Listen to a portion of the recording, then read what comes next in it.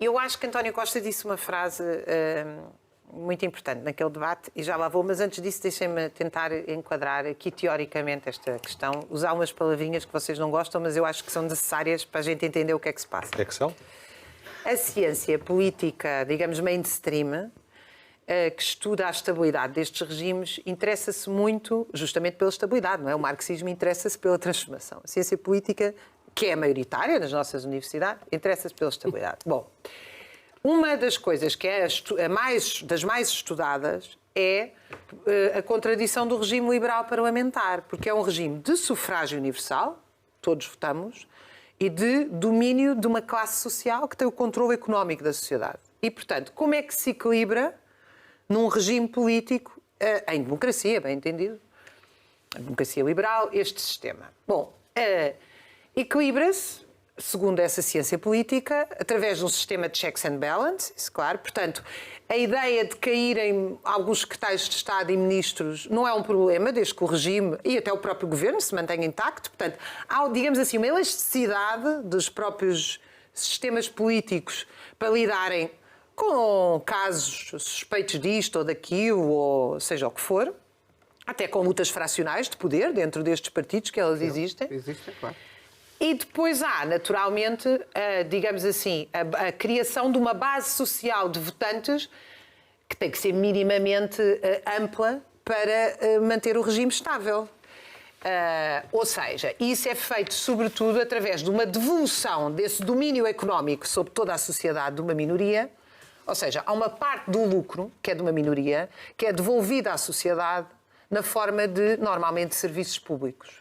E isso é, segundo esta ciência política, o Adam Zerzowski é um dos principais autores mas enfim, não os vou agora chatear aqui com os nomes, mas é, portanto, essa devolução. Essa base social em países de capitalismo dependente, como o de Portugal, é muito mais escassa, porque nós nunca criámos uma burguesia investidora aqui que devolveu ou que tem uma ideia de investimento nacional, científico ou tecnológico. E a erosão dos serviços públicos é de tal maneira que há, de facto, uma erosão da base social que tem uma expressão de crise. Vejam bem, aquilo que era a votação tradicional do PS e do PSD,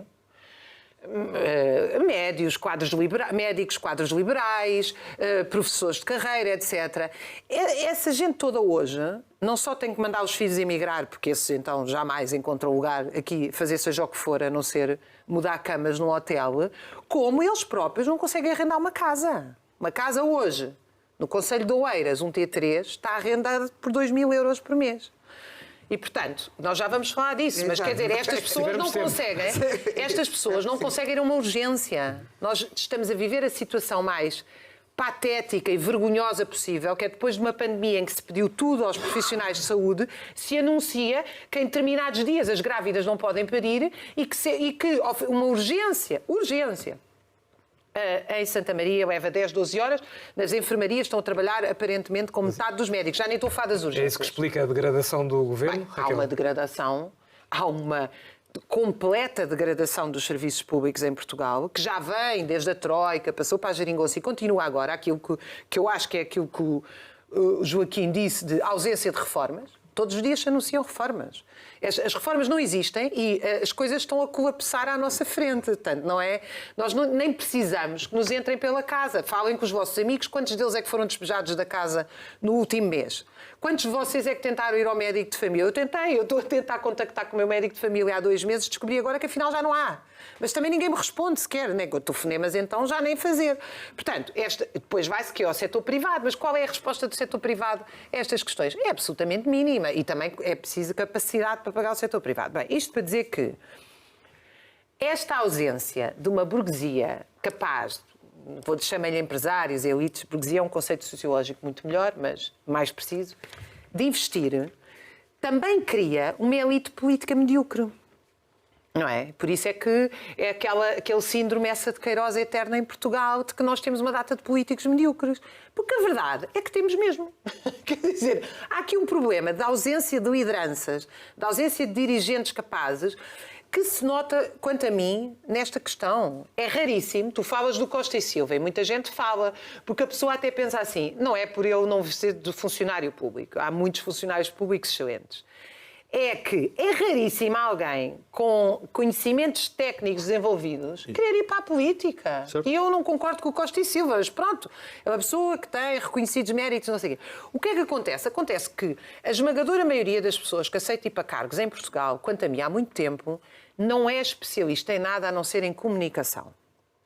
É o que fazem bem. Política. É comunicação. Em política. Comunicação. Portanto, são discursos, são justificações, é o verbo, não é a ação. E isto. Agora, a frase que eu acho que António Costa disse, boa, e esta é para ti, e eu não concordo nada com António Costa, nem com o PSD, portanto, não acho que isto seja alternativa nenhuma, é.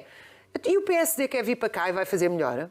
Eu adoro isto. O que é que o António Costa disse? Para discutir o PSD. Não! Claro, Sabes o que é que o António Costa disse? Sabes o que é que o António Costa se diverte? E olha que eu não concordo com nada disto. E daqui uma Eu semana acho que está a o dizer país Chega. está em decadência Sim, e a seguir absoluta. está a assustar O que o todos António com o Costa Chega. veio dizer é assim: Os outros são nós. Os outros são piores. Isto está em decadência absoluta e nós estamos dispostos a levar o barco ao fundo. Vocês querem vir para afundá-lo mais?